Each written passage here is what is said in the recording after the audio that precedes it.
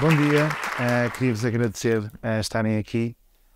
Eu vou-vos falar de um problema que existe nas nossas sociedades, quer em Portugal, quer noutros países da Europa, e inclusive uma em cada 5 pessoas tem ou vai apresentar um quadro de sintomas que de alguma maneira configura uma perturbação mental.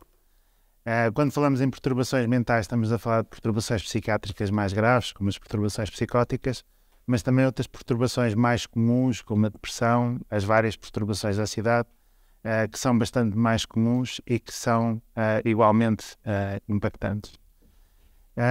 Para além destes números, esta prevalência também está associada a um enorme sofrimento pessoal e humano, mas também social e inclusive económico.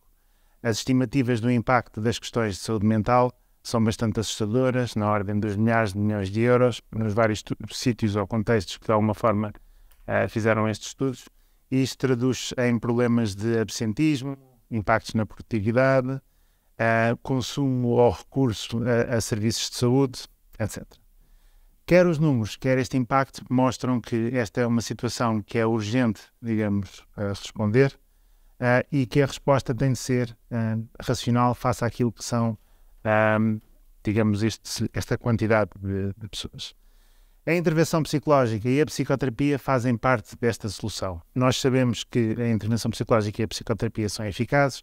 Existem centenas de estudos que atestam, digamos, a eficácia da psicoterapia. Neste momento já existem várias meta-análises que de alguma maneira agregam os resultados da psicoterapia e não sei se vocês sabem, mas obviamente a eficácia da psicoterapia varia de problemática e de contexto para contexto, mas aquilo que é o tamanho médio do seu efeito anda à volta dos 0,8, o que é bastante elevado nas intervenções da área da saúde e que, de grosso modo, significa que uma pessoa tratada, digamos, por psicoterapia vai estar, em média, significativamente melhor do que cerca de 79% das pessoas que não foram tratadas.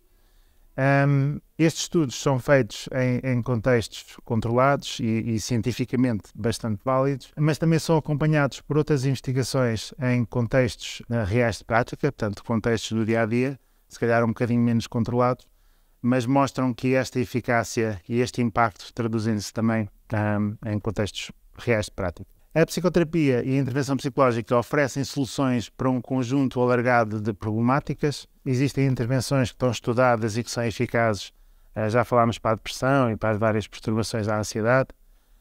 Hoje em dia, mesmo para outro tipo de perturbações, como perturbação bipolar ou esquizofrenia, aquilo que são as guidelines internacionais recomendam a intervenção psicológica e a psicoterapia em conjugação com a psicofarmacologia e, de alguma maneira, isto mostra que a psicoterapia e estas intervenções têm um lugar importante. Os estudos comparados apontam para uma equivalência de resultados ou uma superioridade em termos de eficácia da psicoterapia, o que é bastante interessante.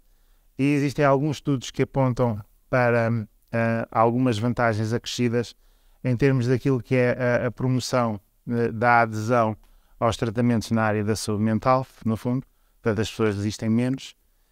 E, por outro lado, um impacto a nível da prevenção da recaída. Portanto, a psicoterapia, existem alguns indicadores de que diminui a quantidade de recaídas, ou pelo menos atrasa aquilo que é, digamos, a recaída, e a questão da recaída é uma questão que é bastante relevante na área da saúde mental.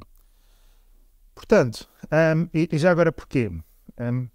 Porque a psicoterapia e a intervenção psicológica, no fundo, produzem mudanças que são mais permanentes, que têm a ver com mudanças pessoais, ou então mudanças em termos de aprender formas de lidar com as questões de saúde mental que, entretanto, possam surgir na vida das pessoas. Portanto, aquilo que é a vantagem acrescida em termos de eficácia e aquilo que são as vantagens em termos destes indicadores de recaída e de adesão mostram que a psicoterapia e as intervenções psicológicas são bastante importantes como resposta às questões de saúde mental. Considerando aquilo que são os custos que eu já vos falei das questões relacionadas com a saúde mental, isto significa que as intervenções psicológicas, para além de serem eficazes, são também custo-eficazes. O que é que isso significa? Significa que o dinheiro que nós investirmos nas intervenções psicológicas produz um retorno que, inclusive, se pode traduzir em termos de ganhos económicos pela prevenção, digamos, dos danos associados àquilo que são as questões de saúde mental. A psicoterapia deve estar no primeiro lugar da resposta da nossa sociedade às questões da saúde mental e isto é suportado, digamos, pela evidência. Considerando esta evidência, existem vários exemplos ao longo do mundo, digamos, da aplicação da psicoterapia e intervenção psicológica em primeira linha. Eu vou-vos falar de 3, mas todos eles partilham um aspecto em comum, que é eles respondem, digamos, a uma necessidade de adequar aquilo que é a intervenção psicológica àquilo que são as necessidades das pessoas. Portanto, isto dentro daquela lógica, ou seja, tendo em conta a quantidade de pessoas que estamos a falar, tem de haver uma resposta racional em termos de prestação de serviços públicos. No caso da intervenção psicológica, isto passa por adequar a intensidade da intervenção às necessidades das pessoas. Quando eu falo em intensidade da intervenção, estou a falar em duração da intervenção e em termos dos recursos que são usados. E quando eu estou a falar de necessidades das pessoas, estou a falar não só da severidade do caso ou outros aspectos relacionados com o caso clínico, mas também outras dimensões sociais que de alguma forma são relevantes. Okay? Na intervenção psicológica, isto vai significar que a maior parte das pessoas beneficia de uma intervenção de relativa baixa intensidade, no fundo, e que as intervenções de maior intensidade devem ser reservadas, digamos, para as pessoas que precisam delas. Okay?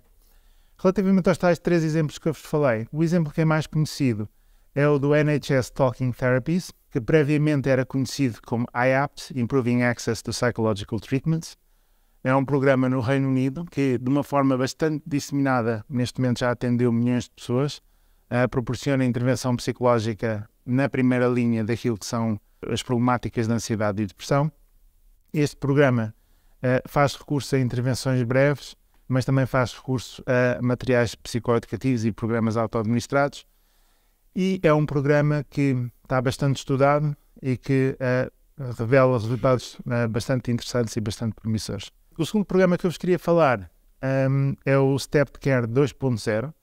É um programa no Canadá e é um programa muito inspirado pelo IAPT e que, no fundo, tem um programa, Step Care tem a ver com ser um programa faseado, no fundo, tal como o IAPT. Isto significa que as pessoas, quando entram dentro do programa, recebem uma intervenção de baixa intensidade e aquelas pessoas que precisam de mais, no fundo, recebem depois uma intervenção de maior intensidade. Isto dentro da lógica da prestação racional de serviços. O terceiro exemplo é um programa chamado Strong Minds e eu trago este exemplo por 2 motivos. Primeiro, é um programa que é aplicado em África, no Uganda e na Zâmbia. Portanto, isto significa que esta ideia de intervenção psicológica não é só uma coisa de países ricos e ocidentais. E o segundo motivo é porque esta intervenção faz recurso a intervenções em grupo, de base interpessoal, e, portanto, mostra que quando eu estou a falar em intervenções de primeira linha, eu não estou a falar só de um conjunto específico de intervenções, mas estou a falar de uma ampla gama de soluções que existem para intervenções de baixa intensidade, no fundo. Este programa é realizado por uma ONG e é aplicado, ou seja, é implementado com mulheres com depressão e tem uma lógica muito interessante de organização que maximiza, digamos, o impacto destas intervenções. Para concluir, eu diria que se calhar a mensagem central desta conversa convosco era salientar, digamos, a importância da adequação da nossa intervenção àquilo que são as necessidades das pessoas, no fundo. E para além, digamos, da lógica ética que subjaz, digamos, a esta afirmação, há também uma lógica de racionalidade de prestação de serviços que eu acho que é importante.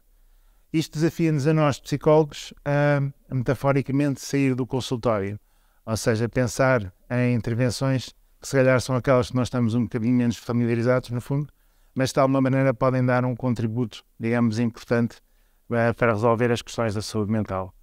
Outra coisa que nos obriga é, no fundo, respeitando aquilo que é a autonomia dos nossos clientes, a promover intervenções que sejam auto-administradas, muitas vezes baseadas em conteúdos psicoeducativos, e também a incluir tecnologia, que se calhar é uma coisa que nós não estamos tão familiarizados, como complemento, digamos, à nossa intervenção. Mas, principalmente, é obrigar-nos a pensar um bocadinho com uma mentalidade um pouco diferente. Ou seja, não só responder ao nosso cliente individualmente, mas pensar em termos das nossas comunidades e pensar socialmente, pensar em soluções de alguma maneira possam ser aplicadas de uma forma abrangente, no fundo. Se nós tivermos, nós psicólogos e nós enquanto sociedade, tivermos estas preocupações, no fundo, eu creio que a psicoterapia e a intervenção psicológica podem ocupar o lugar em que de alguma maneira tem o maior impacto, que é na primeira linha da resposta às questões de saúde mental. Obrigado.